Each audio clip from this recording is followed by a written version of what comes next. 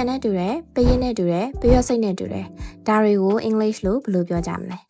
ဒီနေ့မှာတော့တယောက်ယောက်နဲ့တူတယ်ဆိုတဲ့အကြောင်းကို English လို့ပြောလို့ရမယ့်နည်းလမ်းလေးတွေကိုသင်ပေးသွားမှာဖြစ်ပါတယ်ပထမဆုံးတစ်နည်းကတော့ look like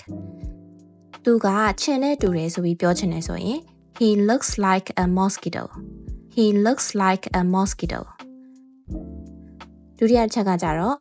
remind me of သူကပရင်းနဲ့တူတယ်ဆိုပြီးပြောချင်တဲ့အခါကျရင် he reminds me of a cricket he reminds me of a cricket နောက်တတိယတနည်းကြတော့ resemble သူကပရွက်စိတ်နဲ့တူတယ်ဆိုပြီးပြောချင်တယ်ဆိုရင် he resembles an ant he resembles an antဒီချယ်တို့ရဲ့ SIK language school လေးမှာ English speaking လေးကျွမ်းကျင်တယ်အလုပ်များပြီးတော့အချိန်အရင်မပေးနိုင်တဲ့သူများအတွက်တစ်ခါအပ်ပြီးရာသက်ပန်လေ့လာလို့ရမယ် speaking နဲ့ grammar video lesson class တွေ English speaking ကိုဒီ channel တစ်ယောက်ချင်းအနီးကပ်သင်ကြားခြင်းနဲ့ဆိုတဲ့သူတွေအတွက် one-on-one English speaking class လေးလည်းဖွင့်လှစ်ပေးထားပါတယ်